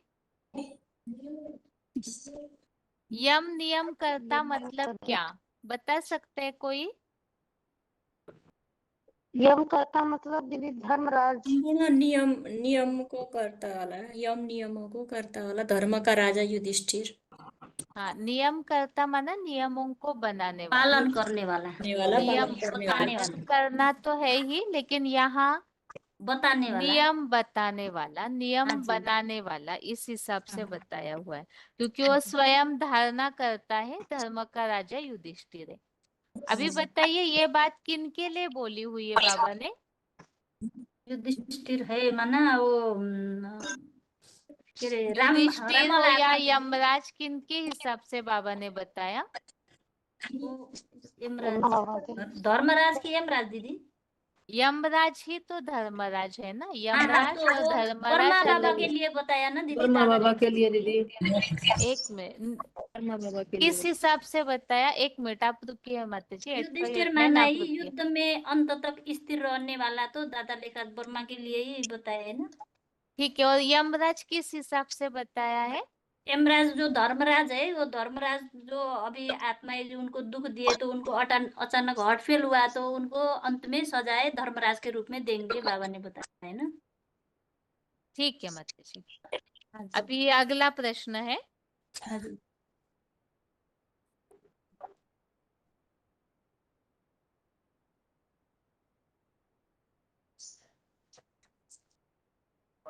एक कविता बाबा बताते हैं मुरलियों में हमेशा, हिमगिरी के उत्तुंग शिखर पर देख शिला की, बैठ शिला की शीतल छा, एक पुरुष भीगे नैनों से देख रहा था प्रबल प्रहा। तो इस कविता से रिलेटेड श्लोक में कौन सी विभूति आई हुई है? अरे ये 10 नंबर का 23 नंबर श्लोक है दीदी। एवरेस्ट हाँ। छोटी दीदी 10 का एक 23 मिनट नंबर सोनीपत और की माता जी, एक मिनट। हाँ बताइए। 16,743। वसुनां पावकश्चास्मि हजुर। मेरु शिखरिणाम अहम। हाँ हाँ जी, ये 10 नंबर का 23 नंबर श्लोक में है रुद्राणां दीदी। शंकरश्चास्मि वित्तेषु यक्षरक्षसां वसुनां पावकश्चास्मि मेरु शिखरिणाम अहम। इसमें क्या बताया हुआ है? विभूति के रूप में क्यों बताया हुआ है? विभूति के रूप में सबसे मुख्य याद मुख्य पावर भरने वाला है शंकर। उसके उसके मुख्य विभूति है शंकर, उसके लिए ही बताए हैं। रुद्राणाम विभूति शंकर माना वो विशेष आत्मा है, तो विनाश के समय भी इतनी याद की शक्ति उनमें रहती है कि वो अंत रहती है, तक हाँ। बचे रहते हैं। हम्म। बनारस की माता जी आप बताइए। 22,554 श्लोक में कोई शस्त्र का उल्लेख आया हुआ है, वो शस्त्र कौन है? विभूति के रूप में जिसे बताया हुआ है, वो शस्त्र कौन सा बताया है? बनारस के माता जी लाइन में है ना? 22,554। ठीक है, आप बताइए 8589 माता जी। क्या शस्त्र दीदी? हाँ जी, कोई शस्त्र बताया हुआ है विभूति के रूप में, और किसी को आ रहा है तो अहम बताइए। वज्र वाला। हाँ, श्लोक ज्ञान योग नंबर का शस्त्र। अभी बताया धनगढ़ी के माता जी ने। बताइए श्लोक, बताइए पूरा माता जी। दीदी ये ज्ञान योग का शस्त्र है ना दीदी? 10 को 28 वाला है ना दीदी? आयुधानम अहम वज्र धेनु नाम 28वां नंबर का श्लोक है। अस्मिका मतलब पर्जनस्व अस्मिकंदर्प आयुषु में सर्पाणाम अस्मुदाशु। आयुधानम अहम वज्र किने बताया है माता जी? ये उसके पुरुषार्थ लिए में ऐसे वज्र जैसे समान रहता है, कभी वही भी राम टूटता वाला आत्मा नहीं है। महादेव शंकर के लिए बताया है। वही शंकर राम के वाली लिए आत्मा ही के लिए बताया दीदी। हुआ है। किस हिसाब से बताइए? ये उनका वज्र क्यों शरीर बोला रूपी, हुआ है? हाँ जी, जो शरीर रूपी धनुष है वो वज्र की समान है, और लचीलता में भी लचीलता भी है। हाँ, लचीला भी लचीला है। और शिव का धनुष भी बताया गया दीदी उसको। पुरुषार्थी है, वो कभी जो भी टूटता टूटता नहीं नहीं कभी है, भी। आदि से अंत तक। और कामना पूर्ति करने वाली धरेड़ी रूपा कामधेनु गाय भी है, बोला है बाबा ने। संतान उत्पादन करने में भी वो कामधेनु है, बोल रहे हैं बाबा। सर्पों में महाबेबिचारी विषालु वासुकी नाग भी है, तो ये सभी महादेव शंकर के लिए ही लागू होती है दीदी। सागर मंथन से जो रत्न निकले, उसमें से किन रत्नों को यहाँ विभूतियों के रूप में बताया हुआ है? सागर मंथन से कुछ रत्न निकले, उसमें से कोई रत्नों को यहाँ विभूति के रूप में बताया हुआ है, वो कौन कौन सी है कामधेनु गाय, बताइए। कामधेनु। एक तो कामधेनु गाय है, वो किने बताया है? एक दीदी एक बासुनी की नाग भी है ना दीदी? ये वासुकी नाग तो मंथन किया। रस्सी बनाई गई थी। एक तो दीदी तो रस्सी कहाँ से आया दीदी? उससे सरवा वो रस्सी कहाँ से आया दीदी? मेरे समझ में नहीं आया ना। बताती हूँ आगे, थोड़ा सा ये जी। टॉपिक पूरा होने दीजिए। आगे बताइए। कामधेनु हो गया, और बताइए और कौन से रतन है? दीदी ये उच्च सर्वा वो बताया घोड़ा। उच्चेश्रवा क्या है? और उच्च सर्वा घोड़ा है, उच्च सर्वा वाला घोड़ा। उच्चेश्रवा घोड़ा है, और श्वेत काली एरावत हाथी। एरावत हाथी है। ठीक है। वासुकी 16,488 माता जी बताइए, एरावत हाथी किने बताया है?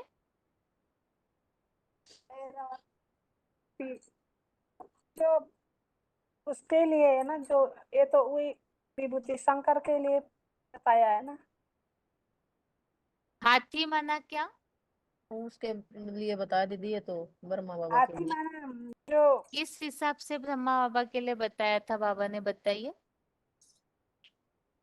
वो जो उसका बुद्धि चलती नहीं है ज्ञान में, जैसे इस मंथन हिसाब में। से हाथी तो महारथी माने जाते हैं।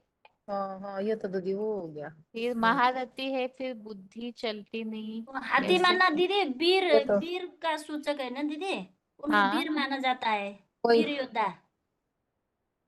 बाबा एक तो ने ये महावीर, बताया था एक तो युद्धों में। महावीर होते हैं दीदी, एक महारथी, हम्म एक घोड़े सवार होते हैं। अधूरी अधूरी बातें बताने से टाइम जाता है पूरा उत्तर बताने में। बाबा ने ये कंपैरिजन करके बताया था, युद्धों में एक तो महारथी होते हैं और महावीर। महावीर एक ही होता है जो जिसको कोई हरा नहीं सकता, परास्त नहीं कर सकता।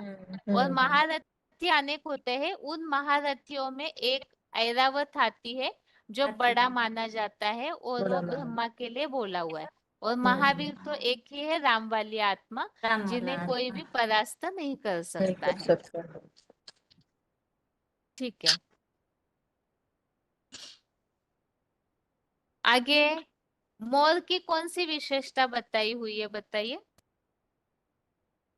और कितने की पवित्रता की विशेषता होता है दीदी संपूर्ण मोर। नाग, सुपूर्ण मोर की वो देहवान की सुपूर्ण पूंछ होता है, फिर भी वो इतना मतलब अच्छा देवान की लगता है पूंछ कि से वो नृत्य नाचता है तो करता, सब देखते जाएंगे वो। देवान की पूंछ से नृत्य करता दीदी पक्षियों में, सुपूर्ण देहवान की पूंछ नागासन होने वही। से भी वो इतना सुंदर होता है कि वो सब देखते रहते हैं। दीदी मैं बताऊं, हेलो,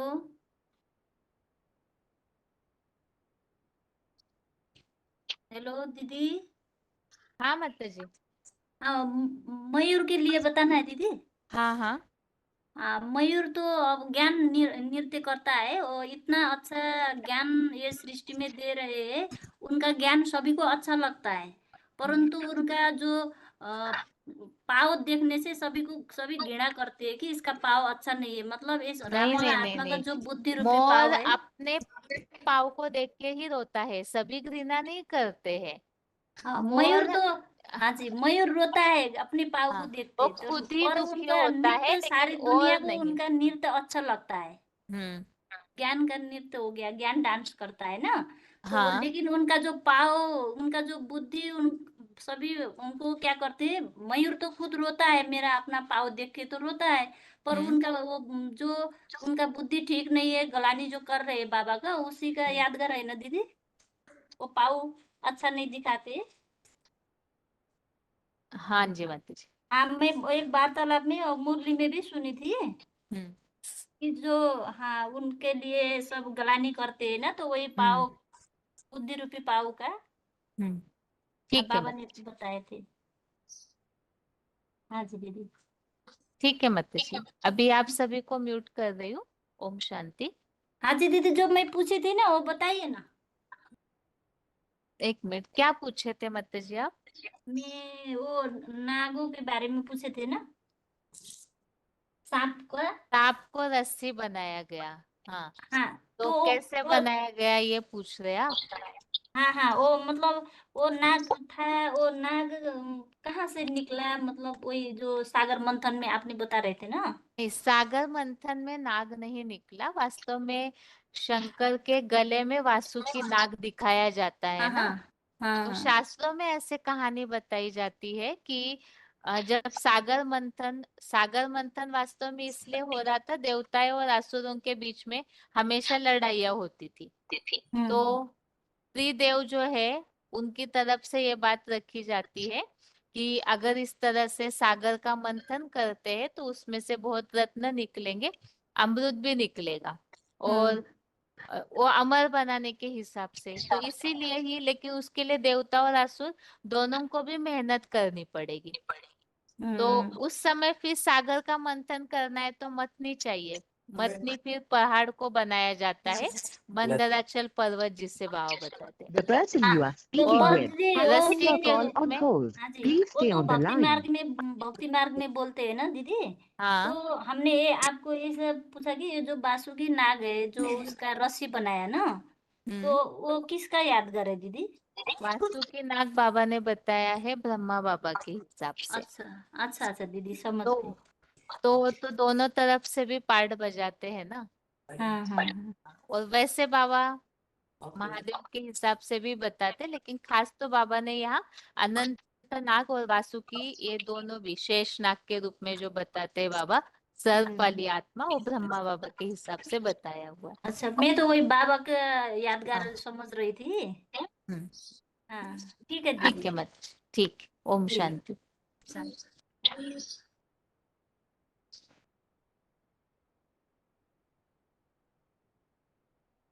अभी हाथ नीचे किए जा रहे हैं, और अभी आज के क्लास में जिनका फोन बिल्कुल अनम्यूट नहीं हुआ है वो हाथ उठाइए। आज के क्लास में जिनका फोन बिल्कुल भी अनम्यूट नहीं हुआ, क्योंकि हाथ ज्यादा उठे हुए हैं तो अनम्यूट करने में कंफ्यूजन हो जाती, इसीलिए अभी जिनका एक बार भी हाथ अनम्यूट नहीं किया है फोन, वो हाथ उठाइए।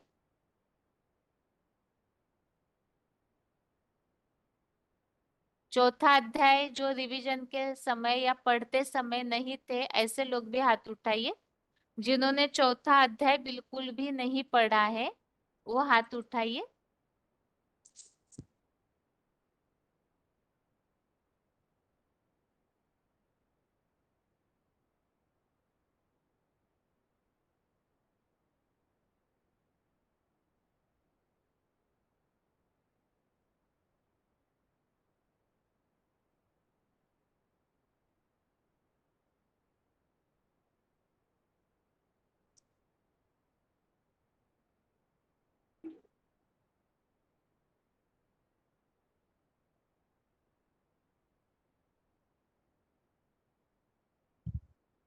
कौन अनम्यूट है? अभी चौथे अध्याय का 19वां श्लोक पढ़िए।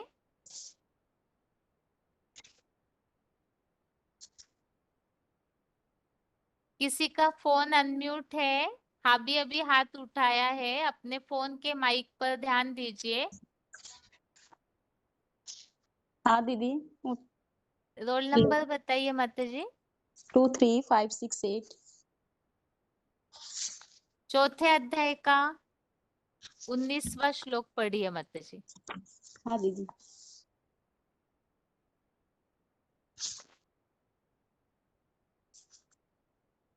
यस्य सर्वे समारंभा कामकल्पवर्जिता ज्ञानाधिदं कर्मणा ते त्वम् आहवे पंडित भंडवा। अर्थ पढ़िए माता जी। जिस व्यक्ति के लौकिक अलौकिक सब कार्य हिंसा युक्त कामविकार के संकल्प से रहित है, उसको बुद्धिमान लोग ज्ञान यज्ञ से द्वैतवादी द्वापर से हुए अनेक 63 जन्मों के अपने पाप कर्म जलाने वाला पुरुषोत्तम संगम योगी पंडित कहते हैं।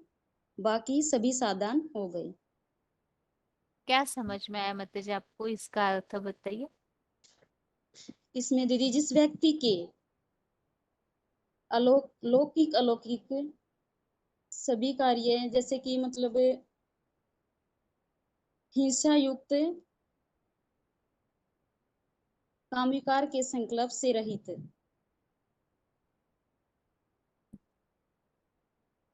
कामविकार के संकल्प से रहित उसको बुद्धिमान लोग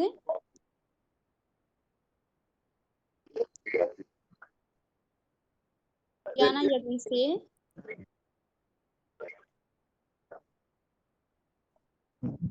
द्वैतवादी द्वापर से हुए अनेक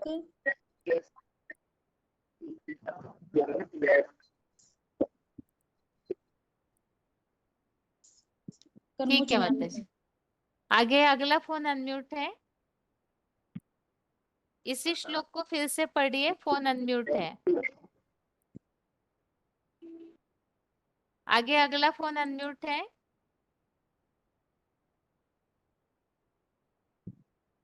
आगे अगला फोन अनम्यूट ओम है। शांति दीदी।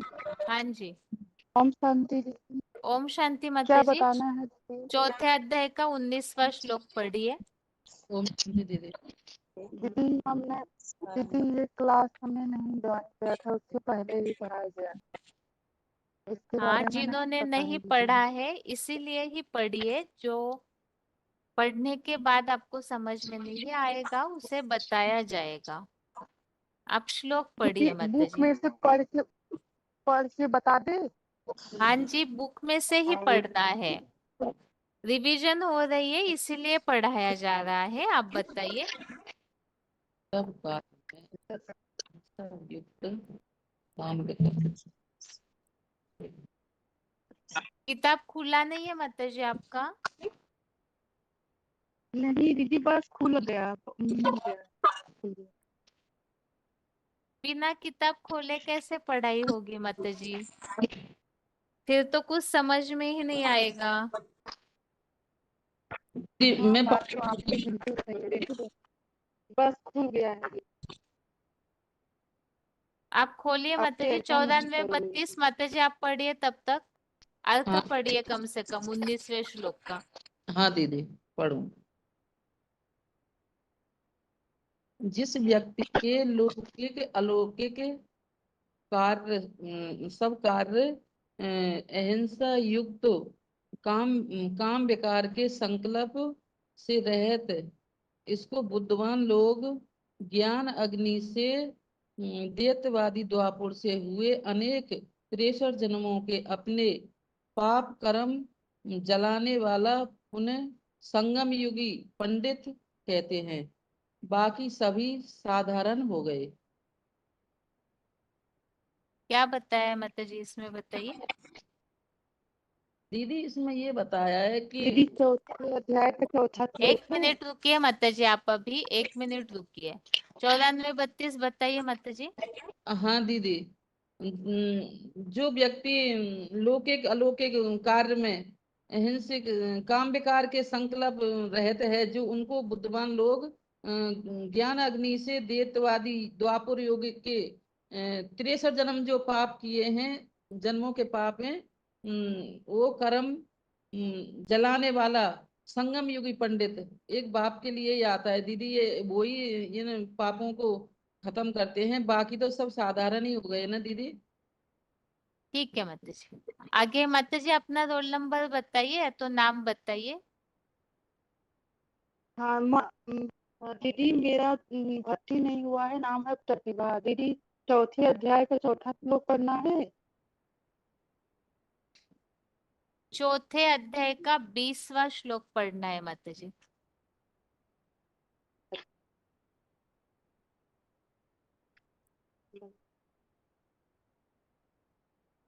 हाँ और जिन्होंने भी हाथ पढ़े उठाए दीदी। हैं, किताब खोल के रखिए। अब अपना जो श्लोक नंबर बताए उसे खोल के रखिए, ताकि किताब खोलने में श्लोक ढूंढने में टाइम न वेस्ट हो। पढ़िए माता जी 20वां श्लोक। दीदी श्लोक पढ़े। हाँ जी। सत्य कर्त्वा कर्म फला नित्य तृप्त्यो निराश्रयः कर्मणि अभिप्रवृत्य अपि नैव किंचित् करोति सः। अर्थ पढ़िए। दीदी उसका शिव बाबा शिवा की किसी के आश्रयहीन कर्म फल की आसक्ति त्याग कर आपण बोलत आहात नैष्ठ त्याने आपल्या कर्म से सदा नैष्ठ कर्म सिद्धि से सदा संतुष्ट हुआ वह सहज योगी सांसारिक कर्म में अच्छी तरह लगा रहने पर भी कुछ नहीं करता, सदा शिव ज्योति समान जैसा निराकारी अभोक्ता अकर्ता रहता है। ठीक है माता जी। आगे अगला फोन अनम्यूट है। अगला श्लोक पढ़िए। फोन अनम्यूट है। हेलो 21वां श्लोक पढ़िए। हम शांति में से हाँ जी।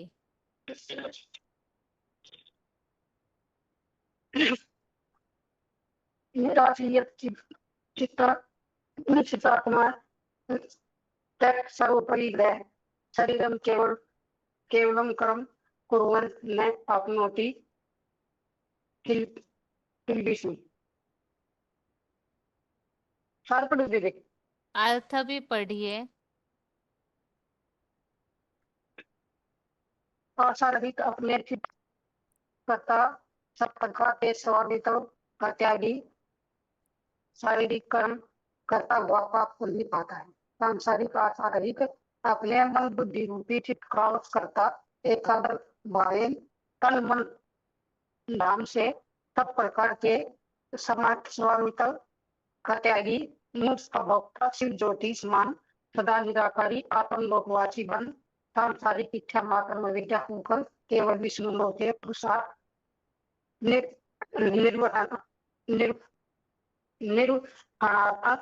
अनिवार्य शारीरिक कर्म करता हुआ पाप को नहीं पाता और देह और दुनिया में भी सदा निष्पाप बना रहता है। अपना रोल नंबर बताइए एक बार। 27 आगे अगला फोन अनम्यूट किया है 29,657। ओम शांति दीदी। हाँ जी, कहाँ से बात कर रहे हैं आप? पटना गया जिला से श्रुति बहन। पढ़िए। कौन सा श्लोक पढ़े दीदी? अगला श्लोक पढ़िए, चौथे अध्याय का 22। 22वां। हाँ जी, 22वां। यादृच्छा लव संतुष्टो द्वंद्वातीतो विमस्त्रः समा सिद्धो असिद्धो च कित्वा अपि न निवर्त्यते। संजोगवश जो मिले न मिले ऐसी प्राप्ति से संतुष्ट रहने वाले सुख दुखादि द्वंद्वों से परे ईर्ष्याहीन और पूर्वकृत अपने ही किए कर्मों की सफलता असफलता में समानता करके भी आसमस्त हुआ शिव बाबा की याद में रहने से कर्म बंधन में नहीं पड़ता।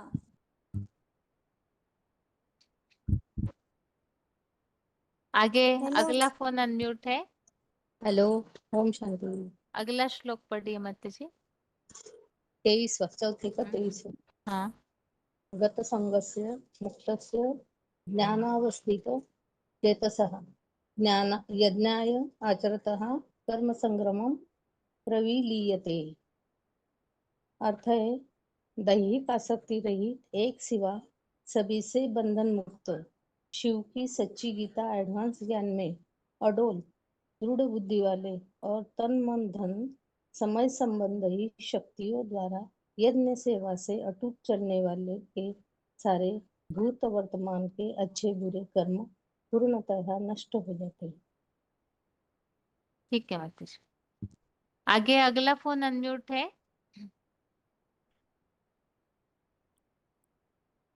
ओम शांति दीदी। हेलो। हाँ माता जी, चौथे अध्याय का 13वां श्लोक पढ़िए माता जी। 13 नंबर।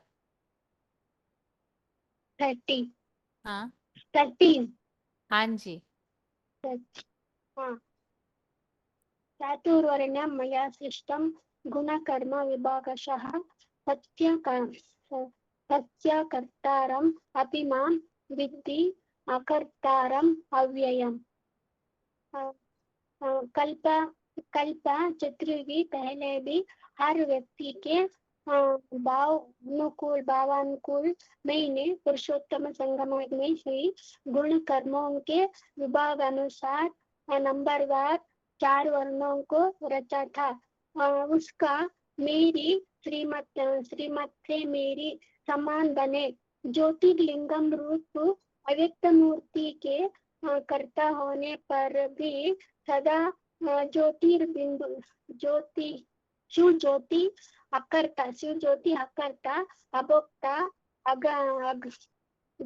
अगर्भ जन्म अनासक्त ऐसे ही निर्विकारी मुझ अक्षर अमोघ वीर को मूर्तिमान भोगी आत्मा महादेव शंकर को समझ लेता है।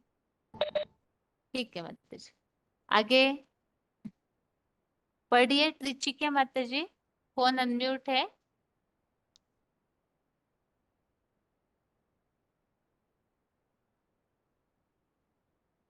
आगे पढ़िए 15928 झांसी के माता जी। ओम शांति। कौन सा पढ़े? 14वां। 14वां। अच्छा। ना माम कर्माणि लिपन्ति ना में कर्म फले स्पृहा यति माम यह अभिभाजन्ति कर्म भी ना सा विद्यते। अभिभाजन्ति नहीं, अभिजानाति। हाँ, अभिजानति कर्म भी ना सा विद्यते। ना अर्थ माम, पढ़िए। हाँ, ना माम कर्मणि लिपन्ति ना मैं कर्म फले, ना मुझको अच्छे बुरे कर्मों का बंधन, ना मुझे कर्मों के फल में कोई प्रकार की इच्छाएं, ऐसे जो भली भांति मंथन करके मुझ सदाकाल निवृत्त रूप से वो जान लेता है, वह स्वर्ग वैकुंठ के 21 जन्म सत्य त्रेतायुगी आधा कल्प कर्मों में नहीं बनता, वह वहां सुखी ही रहता है। ठीक और है। पढ़िए। आगे अगला फोन अनम्यूट है, अगला श्लोक पढ़िए। ओम शांति दीदी। हाँ जी दीदी, एवं ज्ञात्वा कृतं कर्म पूर्वः अमि मुमुक्षुभिः कुरु कर्म एव तस्मात् त्वं पूर्वः पूर्वतम कृतम्। ऐसा जानकर पूर्व के मुक्ति अभिलाषियों ने भी कर्म किया था, इसलिए तू पूर्व से पूर्व तक किए हुए कर्मों को ही कर। तो इसमें यदि बताया है कि जो जिन इच्छाधारियों ने अभिलाषियों ने यानी कर्म की इच्छा करने वालों ने जो कर्म किए थे, इसलिए पूर्व से पूर्व तक हर चतुर्युगी में किए हुए कर्मों को मुझे मुकर्रर रथ में मुझे पहचान कर ही तो कर। रोल नंबर बताइए अपना।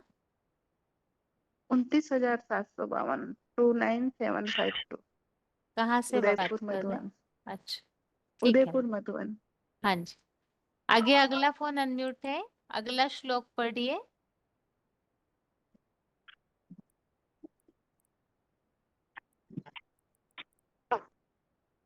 हेलो। हाँ जी। हेलो। हाँ जी। 14389 हम्म 15 नंबर। हम्म यवं ज्ञाता कृतं कर्म पूर्वे अपि मुमुक्षुभिः कुरु कर्म एवं तस्मात् त्वं पूर्वे पूर्वन्तरं कृतम्।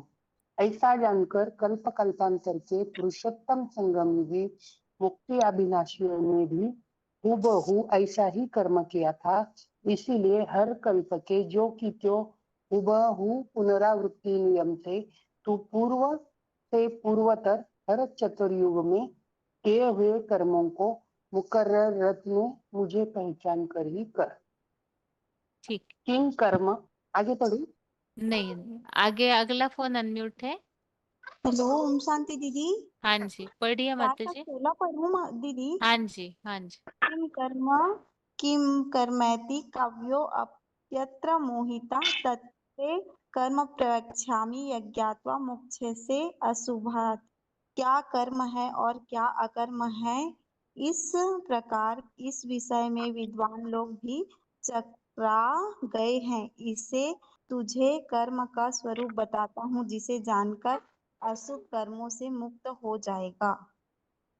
हेलो। अगला श्लोक पढ़िए माता जी। ठीक है दीदी। कर्मणो ह्यपि बोधव्यम च विकर्मणः अकर्मणस्य बोधव्यम गहना कर्मणो गति। अर्थ है, कर्म को जानना चाहिए और विपरीत कर्म को भी जानना चाहिए, और अकर्म भी जानने योग्य है, क्योंकि कर्म की गति गहन है। ठीक है माता और जी। पढ़नी दीदी? नहीं माता जी। आगे अगला फोन अनम्यूट है, बताइए। हेलो। हाँ जी। हाँ जी 21642 बैंगलोर। हम्म 4 का अटारा है। कर्मणि अकर्मयः पश्येत् अकर्मणि च कर्मयः स बुद्धिमान् मनुष्येषु स युक्तः कुत्सन कर्मकुत। जो व्यक्ति आत्मस्मृति से कर्म में अकर्म को निसंकल्प रूपी बिंदु रूपी बनकर निराकारी स्टेज हुए देखता है और जो कर्म त्याग में भी सदाकाल संकल्प शून्य रहते हुए ना किंचित चिंतयेन गीता का 6 का 25 ऐसे मनसा से कर्म देखता है, वह मनुष्यों में अवश्य ही समझदार प्रजापिता ब्रह्मपुत्र है और वह योगी संपूर्ण सर्व संकल्प सन्यासी गीता का 6 का 4 में जैसे कर्म करने वाला है। अगला श्लोक पढ़िए 19वां।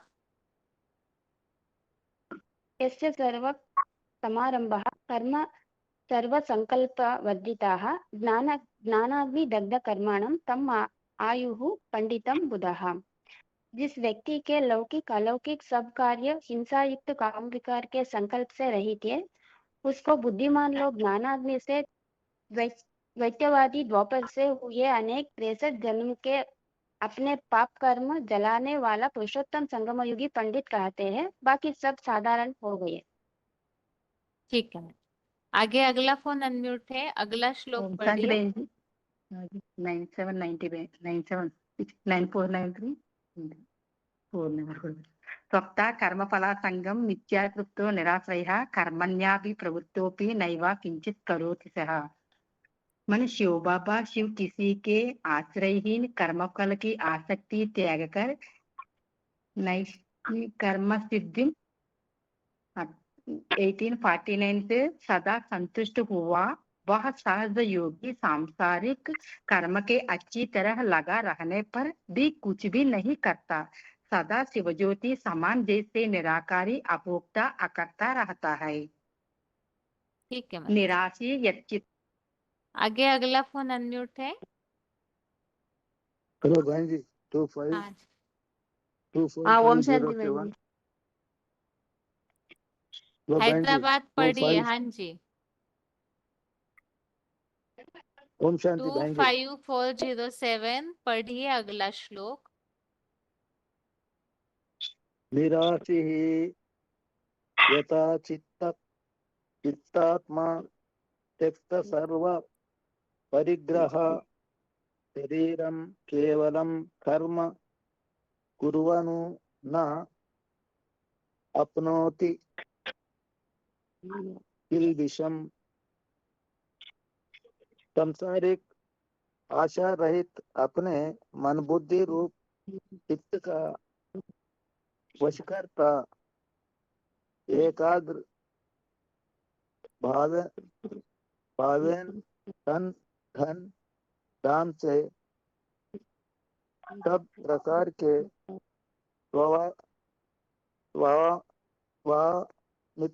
स्वामित्व का त्यागी मुझ अभोक्ता शिव ज्योति समान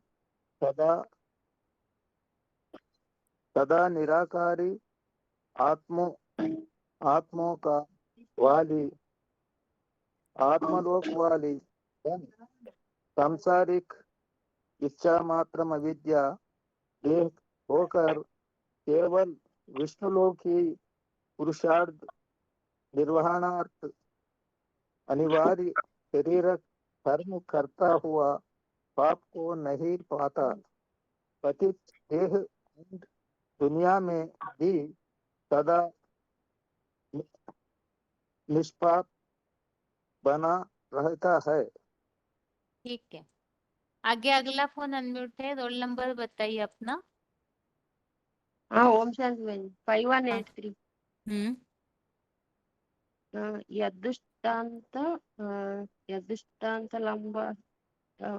यदुष्टान्त लंबा संतुष्टो द्वंद्वाति विमत्सर समा सिद्धो असिद्धो च कृत्वा अपि न निबद्धन्ते।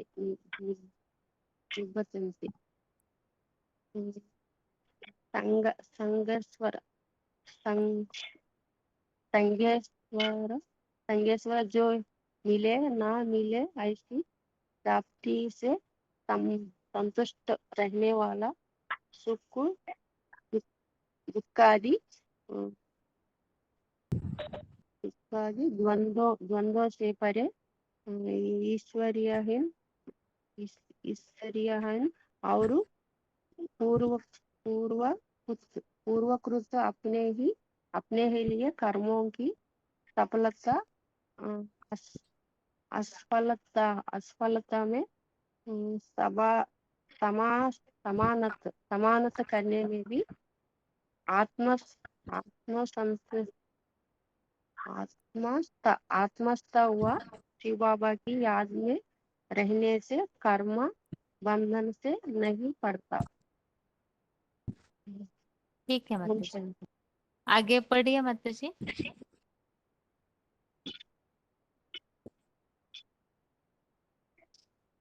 ग्यारह 909। हेलो, ओम शांति दीदी। हाँ जी, पढ़िए माता जी। 23। हाँ जी।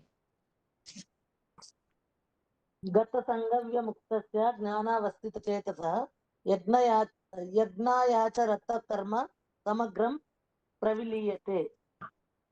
दैहिक आसक्ति रहित एक शिव सभी से बंधन मुक्त शिव की सच्ची गीता एडवांस ज्ञान में अडोल दृढ़ बुद्धि वाले और तन मन धन समय संबंधी की शक्तियों द्वारा यज्ञ सेवा भाव से अटूट चलने वाले के सारे भूत वर्तमान के अच्छे बुरे कर्म पूर्णतया नष्ट हो जाते हैं। ओम शांति। ठीक है माता जी, अभी टाइम ज्यादा हो गया है इसीलिए सभी से एक एक ही श्लोक पढ़वाया है, लेकिन 24 श्लोक तक अच्छी तरह से पढ़ के रखिए।